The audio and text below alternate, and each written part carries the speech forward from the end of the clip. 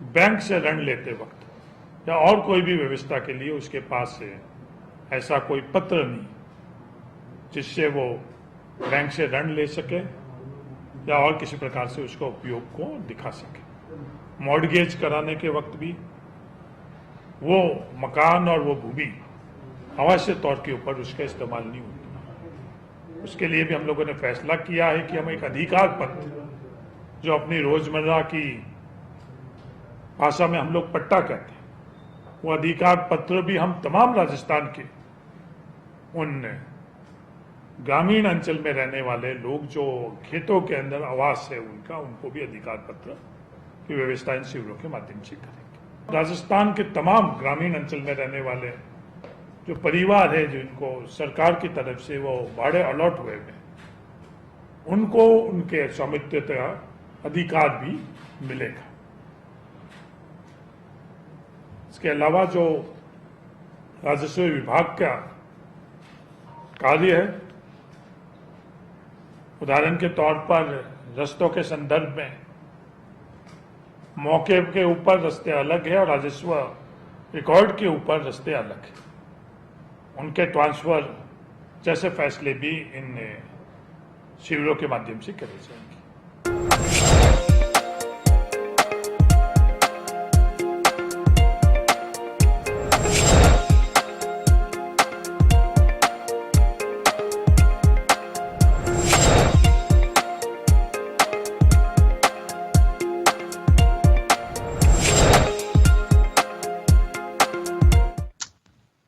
नमस्कार जंटी में स्वागत है आपका। मैं हूं योगेंद्र, आप देख रहे हैं बड़ी खबर। बड़ी खबर में हम बात करेंगे राजस्थान की उस एक बड़ी राहत की जो लंबे समय से लोग इंतजार करते रहते हैं, ऐसे कैंप्स का, लोक अदालतें हो या फिर प्रशासन गांवों में, प्रशासन शहरों में। लेकिन राजस्थान सरकार का एक ये जो अभियान है वो है प्रशासन और माफ करिएगा ग्रामीण और शहरी क्षेत्र दोनों जगह पट्टे वितरण होंगे। 2 अक्टूबर यानी कि गांधी जयंती से ये अभियान शुरू होगा और सरकार का लक्ष्य है कि मैक्सिमम लोगों को इसका बेनिफिट मिल सके। जो लोग काबिज हैं और जो स्थापित कर रहे हैं कि बिजली पानी के बिल उनके पास में है, पट्टा नहीं मिला, उन्हें पट्टा दिया जाए। लिहाजा अगर कोई छोटी मोटी बात है तो उसे दुरुस्त करा करके अधिकारी मौके पे ही पट्टे दें। और सबसे बड़ी बात इसकी यह है कि मुख्यमंत्री अशोक गहलोत ने साफ कहा है कि वो किसी भी जिले में जाके सडन इंस्पेक्शन कर सकते हैं और कभी भी कहीं पहुंच सकते हैं।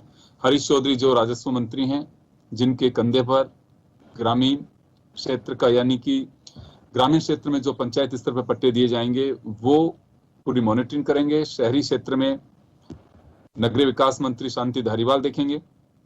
चलिए, लेकिन हमारे साथ में ज्योति खंडेलवाल जी जुड़ी हुई हैं जो जयपुर की पूर्व महापौर हैं, कांग्रेस की सीनियर लीडर है, लेकिन हम अतिथि के नाते जोड़ रहे हैं। इनका एक एक्सपीरियंस, इन्होंने खुद ने अपने वक्त देखा है कि पट्टे ग्रामीण क्षेत्र हो चाहे शहरी क्षेत्र हो, स्थितियां सब जगह एक जैसी होती हैं। और हमारे साथ जोधपुर के पूर्व जिला प्रमुख भी जुड़ेंगे, वो फोन लाइन पे रहेंगे। सिर्फ हम ज्योति जी ये जानना चाहेंगे कि इस तरह के अभियान का आमजन को क्या फायदा मिल सकता है और कैसे वो फायदा ले सकता है, और अगर कोई खामी रहती है जिसे दुरुस्त करना हो, जो आपके वक्त अगर कहीं लगता है कि हाँ कुछ कमियां ये रही थी जिसे अब सरकार को दुरुस्त करना चाहिए, कैसा लगता है आपको इन कैंप्स को लेके? देखिए, प्रशासन शहरों के संग अभियान मुझे लगता है कि जनता को राहत देने का एक बहुत बड़ा अभियान है। इसमें निश्चित रूप से पट्टे मिलने का काम तो होगा ही, और पट्टा किसी के लिए भी बहुत ही महत्वपूर्ण एक चीज होती है। आप कभी भी कहते होंगे इस जगह का पट्टा है क्या तेरे पास जो तू यहाँ पर खड़ा है, मतलब एक बहुत, और साथ ही साथ इमोशन से जुड़ी हुई चीज भी होती है। मैंने देखा है जब किसी बुजुर्ग महिला को, जब बरसों बाद 60, 70, 80 साल की महिला को जब हम पट्टा देते थे तो उसकी आंखों से आंसू आ जाते थे कि मैंने तो आज अपनी जगह का पट्टा आज देखा है। और प्रशासन शहरों के संग जो अभियान है वो सिर्फ पट्टा देने का अभियान नहीं है, इसमें 30 से ज्यादा काम होंगे, चाहे वो खांचा भूमि देने का हो, चाहे वो ऊंचा उपार जमीनों में राहत देने का हो, पॉलिसी बनाने का हो, बिल्डिंग प्लान के लिए परमिशंस देने का काम हो। बहुत सारे ऐसे काम जिनको जनता कई बार, देखिए, सिस्टम में जाती थी तो चक्कर भी लगाती थी और समय भी उसको लगता था, लेकिन प्रशासन शहरों के अभियान के माध्यम से निश्चित बहुत सारे काम ऐसे होंगे और इन सब कामों से सीधे जनता को राहत भी मिलेगी। मैं ये मानती हूँ कि इस तरह के अभियानों की वैसे आवश्यकता नहीं होनी चाहिए, क्योंकि अगर रूटीन में काम बहुत आसानी से होते रहे तो आवश्यकता नहीं होती, लेकिन फिर भी मैं ये मानती हूँ कि सड़क सुरक्षा हमको हमेशा माननी चाहिए। फिर भी अभियान चलाए जाते हैं जो लोगों को जागरूक करने के लिए, उन्हें उन तक उनकी सुविधाएं पहुंचाने के लिए। इसमें ये बात बहुत साफ है, बहुत बार कई बार बात आती है कि अरे नहीं हमारे यहाँ तो कुछ हो नहीं रहा, इन कॉलोनियों का काम नहीं हो रहा, इन कॉलोनियों के लिए यहाँ पर इसके लिए कुछ सुविधा राहत सरकार नहीं दे रही है। तो ऐसे कामों के लिए भी जहाँ ऐसा नहीं होता कि जो पहले जो निर्णय हो गए सिर्फ वही निर्णय होंगे, अभियान चलते हुए में भी एम्पावर्ड कमेटियां बनाई जाती है, निगम के स्तर पर भी, जेडीए के स्तर पर भी, यूआईटी के स्तर पर भी और सरकार के स्तर पर भी। और इन एम्पावर्ड कमेटियों को एक पावर दिए जाते हैं कि आप अगर आपके पास जनता ये इस तरह के काम लेकर के आ रही है कि ये परेशानी हमारे यहाँ पर हो रही है, तो उसके नीतिगत निर्णय भी उस एम्पावर्ड कमेटी के माध्यम से तुरंत प्रभाव से लिए जा सकते हैं और सरकार को भेजे जा सकते हैं। तो मुझे लगता है कि ये जनता से सीधे जुड़ने का काम भी है, जनता अपनी परेशानियां भी बता सकती है और साथ ही साथ इस तरह के जो कामों का जो लाभ है वो भी जनता को मिल सकता है। मैं जैसे जयपुर की अगर मैं बात करूं तो जैसे मैं मेरे समय देखिए समस्या सब जगह एक जैसी होती है, पब्लिक एक है, पब्लिक के ये कहूं कि जो आपत्तियां हैं या फिर उनकी जो जरूरत है वो एक जैसी। आपने बहुत अच्छे कही कि 30 है, अगर किसी को डॉक्यूमेंट में छोटा करेक्शन कराना है, सालों तक उनकी चप्पलें घिस जाती हैं इधर से उधर, उधर से वो एक जगह पे होगा तो निश्चित रूप से इसमें कोई संदेह नहीं हो, चाहे किसी भी पार्टी के वक्त की सरकार हो, और ऊपर से अगर मॉनिटरिंग होती है तो जनता को उसका रिजल्ट भी मिलता है, चाहे वो वसुंधरा राजे के वक्त हो, चाहे अशोक गहलोत ने जब पहले कार्यकाल में से शुरू किया तब से हो। हमारा जोड़ने का जो मकसद था वो आपका यही था कि आपने अपने कार्यकाल में देखा है, आप अभियान में खुद मौजूद रही हैं, तो वहां किस तरह की जो परेशानी आती है। मैं वापस आऊंगा आपके पास में। योगेंद्र, आपके पास आना चाहेंगे हम। योगेंद्र, आप सुन पा रहे हैं मुझे? जी जी जी, आपने देखा है तमाम जो चीजें हैं बैठ के भी चल रही हैं। अगर बात करें लोगों से, जैसे आपने चर्चा भी की है कुछ लोगों से कच्ची बस्तियों में भी, उनमें कैसा उत्साह इस तरह के कैंप्स को लेकर? देखिए सबसे बड़ी बात यह है क्योंकि इस बार जो कांग्रेस सरकार है बड़े दिल से इस बार लोगों को पट्टे देने की तैयारी कर रही है। आपने भी देखा होगा कि किस तरह से लगातार यूडीएच और एलएसडी विभाग रिलैक्सेशन नियमन और अन्य जो चीजें हैं उनमें किस तरह से शिथिलताएं देने के लिए लगातार ऑर्डर्स जारी हो रहे हैं। यही वजह है कि जो टारगेट है, हालांकि 10 लाख तो केवल अप्रोक्सीमेटली एक टारगेट रखा है, इससे कई आगे भी बढ़ सकता है। क्योंकि यहाँ पर आज जब हेरिटेज मेयर मुनीश गुजर से मेरी बात हो रही थी, उन्होंने कहा कि 6-9 कै के जो पट्टे हैं, पहली बार जो राजा महाराजाओं की जमीन के जो पट्टे हैं, कई सालों से लोग उन पर बैठे हुए हैं, पहली बार ऐसा प्रावधान है। हालांकि वसुंधरा सरकार में इसका प्रावधान किया गया था, लेकिन उस दौरान उन लोगों को पट्टे नहीं मिल पाए थे। पहली बार उन लोगों को पट्टे मिलेंगे। सबसे बड़ी बात यह, अमेर के कई ऐसे आसपास के क्षेत्र हैं जो शहरी क्षेत्र में आते हैं, वहां पर इसके पट्टे मिलने वाले हैं। सबसे बड़ी बात यह भी है, ज्योति जी इस चीज को मानती हैं कि जो यहाँ पर कच्ची बस्तियों के लोग हैं, सबसे बड़ी राहत तो उन लोगों को मिलेगी जब उनको पट्टा मिल जाएगा, टाइटल उनको जब मिल जाएगा तो उनको बिजली पानी और इसके अलावा बैंक से लोन तक की स्थिति उनको मिलने वाली होगी।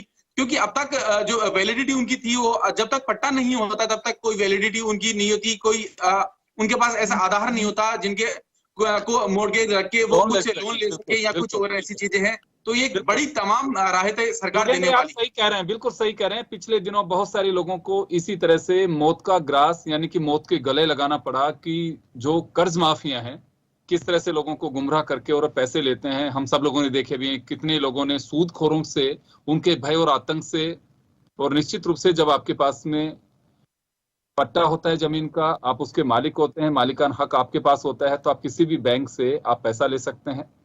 वो एक जो लूट होती है, मुझे लगता है कि बहुत सारे लोगों को उससे भी बाहर निकलने का एक बड़ा एक अवसर मिल पाएगा। और मैं हरीश चौधरी साहब को सुन रहा था कि जी, चलिए मैं ज्योति जी आऊंगा। पूराराम चौधरी जी हमारे साथ में हैं, जो पूर्व जिला प्रमुख हैं जोधपुर के। पूराराम जी, आप सुन पा रहे हैं मुझे? मेरा पूनाराम सुन रहा हूं मैं। पूराराम जी, आप तक आवाज आ पा रही है हमारी? पूराराम नहीं, पूनाराम चौधरी, पूना। हेलो पूराराम जी किसी कारण से सुन नहीं पा रहे। नहीं, आवाज आ रही है मेरे पास।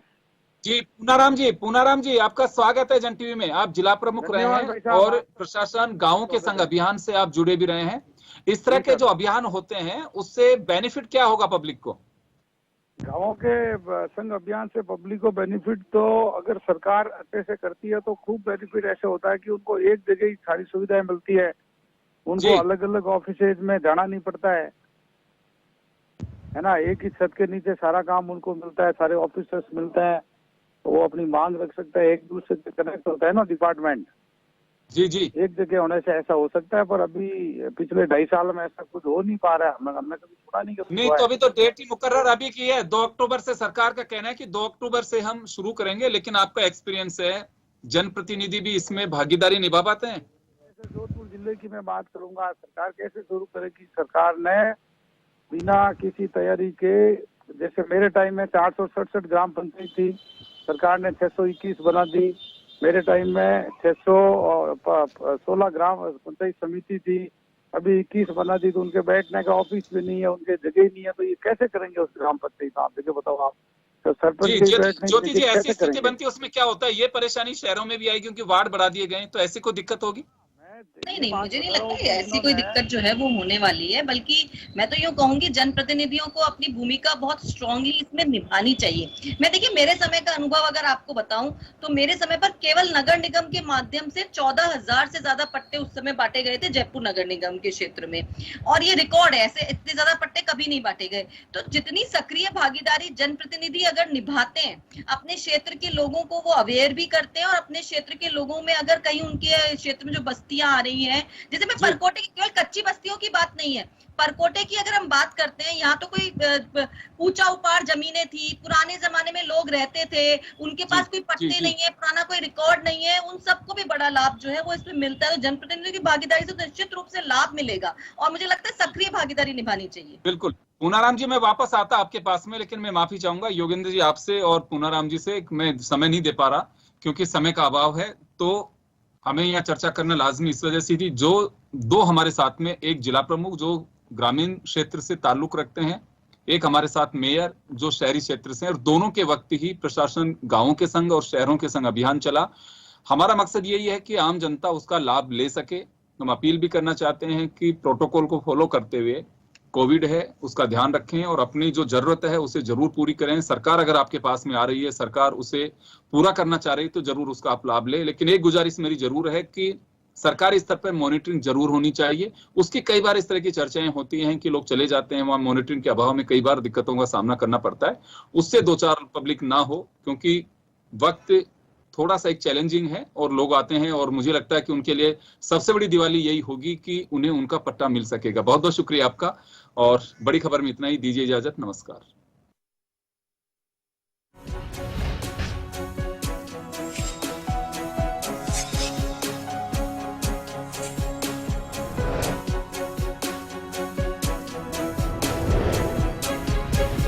जन टीवी की लेटेस्ट अपडेट पाने के लिए हमारे चैनल को जरूर सब्सक्राइब करें और नोटिफिकेशन पाने के लिए बेल आइकॉन दबाएं।